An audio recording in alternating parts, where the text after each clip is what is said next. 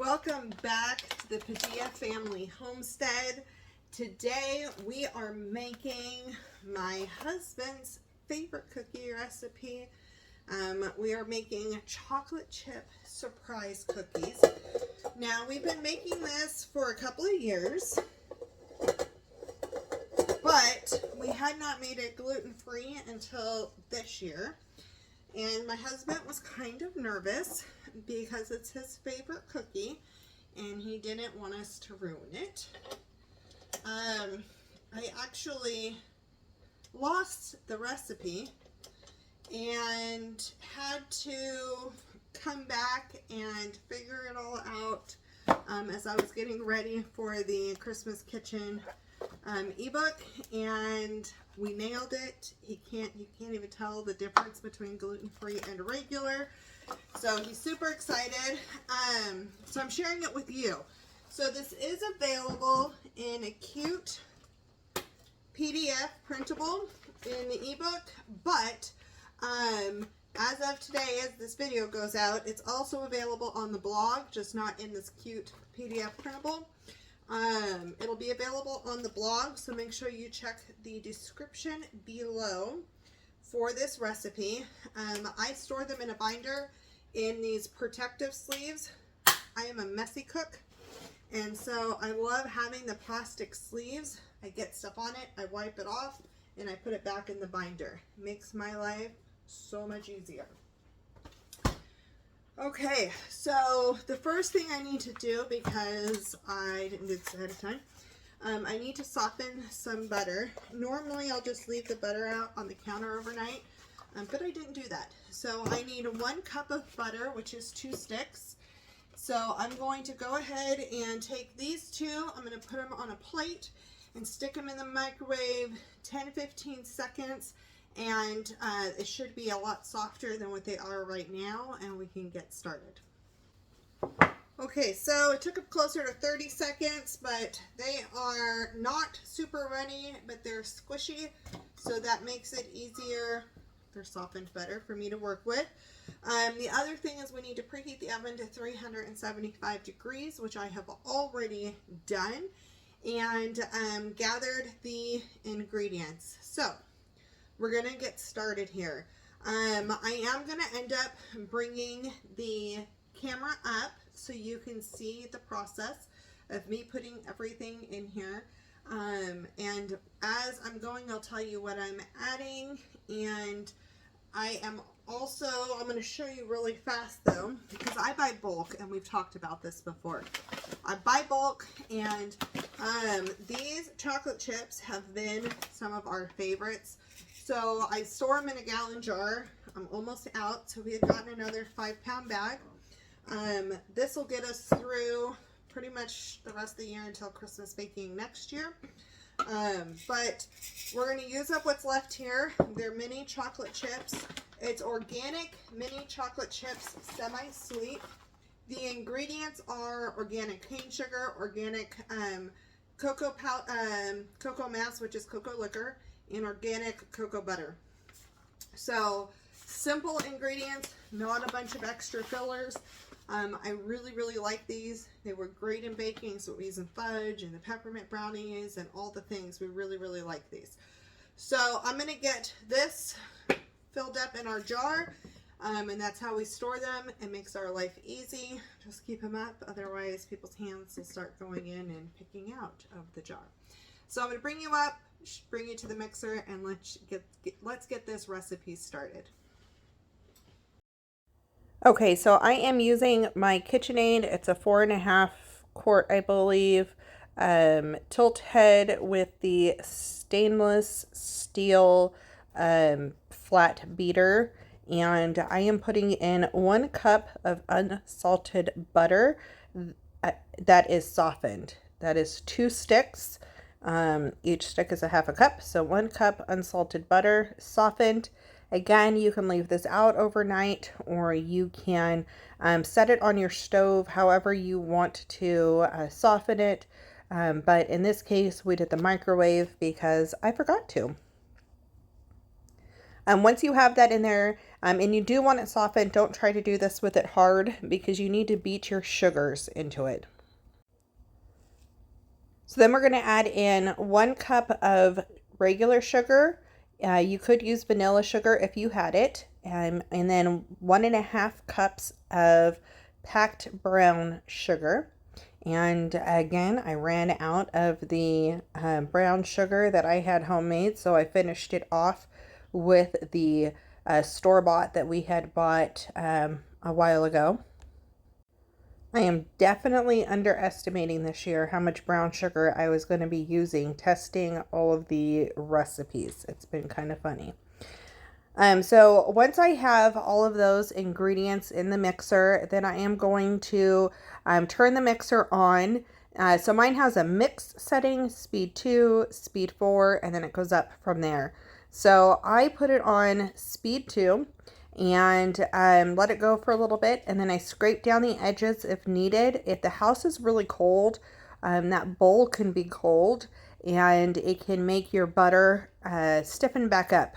And so every once in a while you may need to scrape it. So I just make it a habit of scraping it once.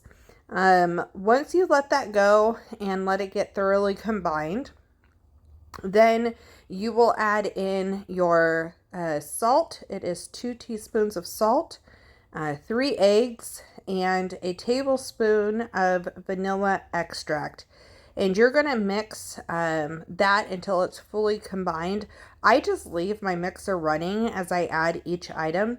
And then at the end of it, I scrape the edge of the bowl. Now, I almost forgot to add the vanilla here at this point. So I scrape the bowl first, but that is fine. As long as those eggs are fully incorporated in, we are good. And again, I mix that at speed 2.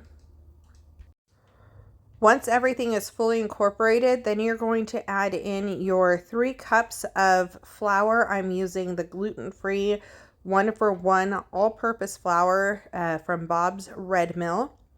And then you're also going to add in your baking soda. And your baking soda is 1 teaspoon of baking soda. So you do not want to over mix the dough at this point, but you do want to mix it until it is completely incorporated. So I'll usually start it on speed 2, get it mostly mixed in. I stop and scrape the edges, pop it to speed 4 really fast, and then bring it back to speed 2 to mix in the chocolate chips. If you over mix the dough, it can mess up your cookie consistency. But you do want to make sure it's fully incorporated. Your chocolate chips, you're going to add 2 cups of chocolate chips. We use the mini semi-sweet organic chocolate chips that I showed you. And it does not take very long for the chocolate chips to become fully incorporated. So as soon as that's done, then we turn off the mixer and get ready to add the surprise. Okay, so we're all mixed up. I'm going to get this off of the mixer, and we're going to get ready to do the next step. Now, I am not cooking all of these cookies tonight. If you're new around here, you may not know this, but my husband used to have type 2 diabetes, and I have blood pressure stuff, and we really try to limit. We've been trying to intentionally eat healthier. So we want to be able to enjoy cookies, but we do not want a whole entire batch of cookies. This makes about 42 cookies. So we do not want an entire batch of cookies just sitting here tempting us to keep snacking on them. So our solution is we make 2 each when I make the batch. And then the rest of them we are going to freeze until we are ready to enjoy them. And I'll show you how I do that process. We started doing the freezing like a year and a half ago, and it was a game changer for us. So I'm going to get these out of here. I am going to move some of these dishes into the kitchen, get this off of here, and so you can see how we put together, because the surprise is still coming. You may be wondering why it's called chocolate chip surprise cookies. the surprise is still coming. So don't disappear on us yet. I'm going to show you the next step, and it just takes it a little extra and makes it just that much more amazing. So we'll be right back.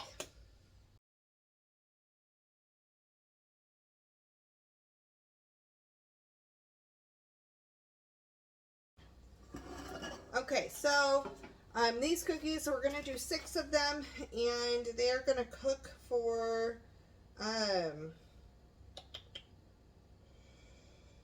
to 12 minutes, and then we'll take them out. So we're going to do the ones we're cooking first, and then I'll show you how we handle the ones we are freezing.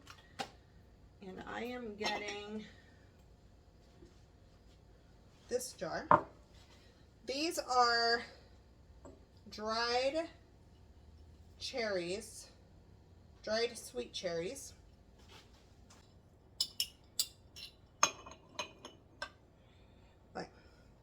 So I'm getting them out of this jar so they're more easily accessible.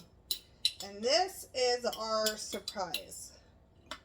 So I've done this a couple of different ways, and this is our favorite. So I have taken these sweet cherries because they are a little bit bigger, and they're definitely about 2 to 3 sizes the size of a raisin. They're so good though. I have chopped these and mixed it all throughout the dough, and then I have also done it this way where they're hidden, and this is the way, this is our family favorite, so this is what I'm sharing because it's our favorite. So what I'm going to do is I'm going to take a heaping tablespoon, I'm going to dent a finger hole, I tuck 1 cherry inside, and then I fold these edges over. Forgot to get a spoon. And I make a heaping tablespoon, so it's probably about 2 tablespoons worth, but a heaping tablespoon pile there. And we put our cookies 2 to 3 inches apart on parchment paper. So I'm going to do that again. Poke a finger in, make a little hole, pop the cherry in, cover it up, and drop it down. So I'm going to bring you in so you can see that a little bit better. So we have a heaping tablespoon, poke the finger in, put your big old cherry in, and cover it up. That might have been too much, but that's okay. So now my daughter is not a huge fan of the cherries. It's just not her thing. So normally, and for most of these, she's gonna just pick out the cherry, and then I eat her cooked cherry. But for the ones I am cooking today for us, I will cook her 2 that are just chocolate chip cookies, which that's the other great way to just have this. If you want to skip the surprise portion, you can totally do that. So that's what I'm going to do right here.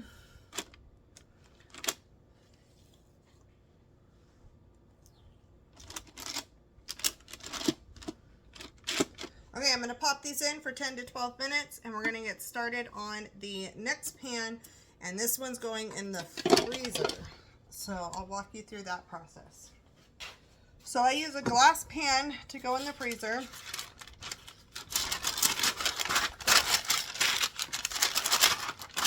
And I'm going to lay parchment down again. And so we're just going to do the exact same thing, but we're not spacing them.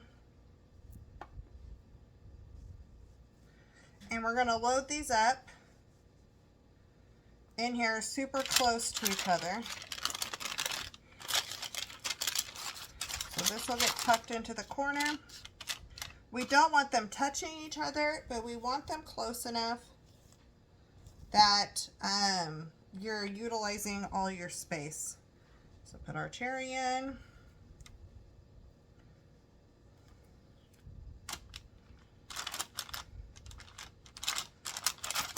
So again, I'm going to roll this one over. There we go. And we're going to do this with all of the remaining cookie dough. This is an amazing, amazing way to meal prep. If you are new to meal prepping and desserts are one of those things, like you just don't want to bake cookies all the time or bake a cake or whatever, and you want to have stuff on hand and get away from the processed and into homemade, this is an awesome way to have quick treats on hand. You have unexpected company at the last minute. Bake some cookies. You're going to have a movie night. Bake some cookies. And it's something fun. Somebody got a cool award or did something really nice. You can treat them with something homemade that's delicious. And you didn't have to do any work that day. It's a one-time deal. The other thing that's nice is, let's say you all have different favorite cookies, which happens around here. Sometimes I want these, sometimes I want my other cookies that's in the book, and that's our, it's like an oatmeal, white chocolate, cranberry cookie that is so delicious. That's my absolute favorite cookie. So sometimes I want that. My husband wants these. My daughter will want something else. And so we each just take 2 of whatever cookie we want and bake those up for that afternoon. And that's what we're having. And there's no reason to make 3 different batches of cookies. So if you're new to trying to have homemade stuff on hand without a bunch of preservatives, this is a fun way to do it with a dessert treat style item. That's just going to be a little extra spiky.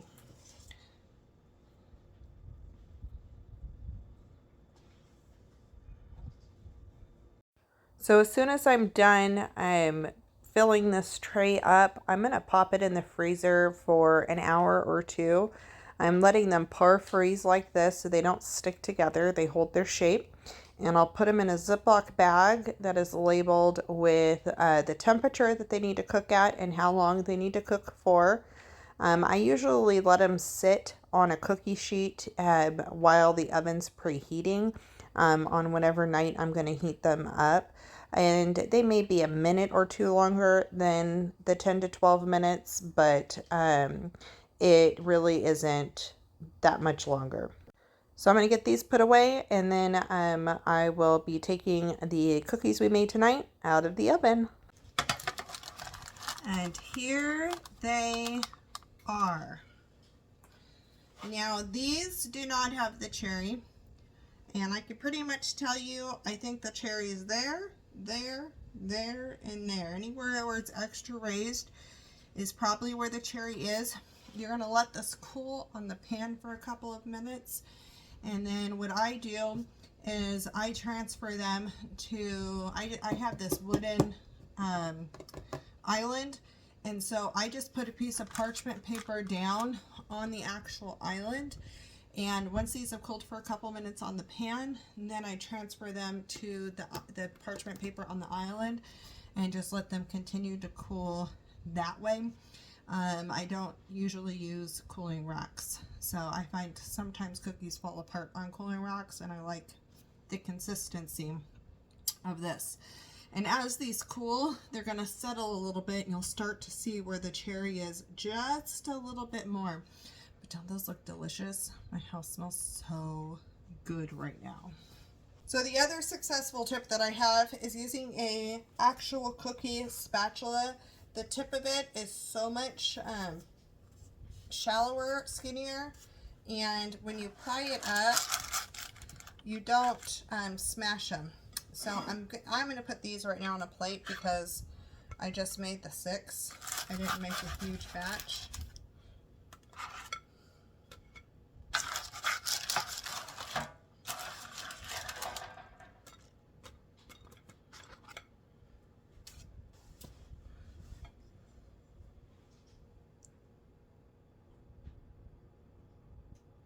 Don't those look just so delicious? Oh my gosh.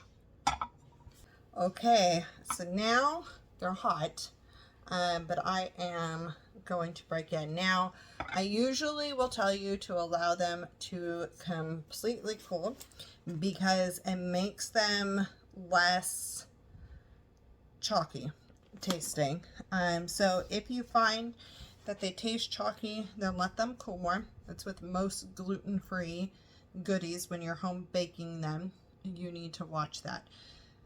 But I'm not going to wait. And these don't taste super chalky when they're hot.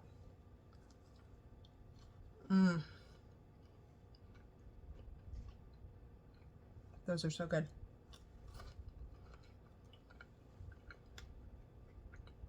Let's see if it'll focus. So they're super moist and just chewy, delicious. That brown sugar helps give it some chew, and really, really good. Because they're warm, they have a little chalk, but if you let them cool like I'm supposed to, they won't. They'll be delicious.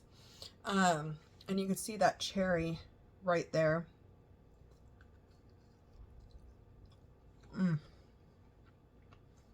So good. I hope you try these. Let me know in the comments below when you make them and what you think about them. Again, I'm going to have this recipe as blog format for you, so check the description below. But it is available in the Christmas Kitchen, which is an ebook, and there's all kinds of fun recipes in there. My other favorite cookie recipes in there, and it's just so good. A lot of the things are just good year-round. It doesn't just have to be for Christmas, but these are a lot of things we use at Christmas time for baking. So happy January, and I hope you enjoy these, and having some in the freezer, I hope that makes your life just a little bit easier throughout the week. We'll see you on the next video.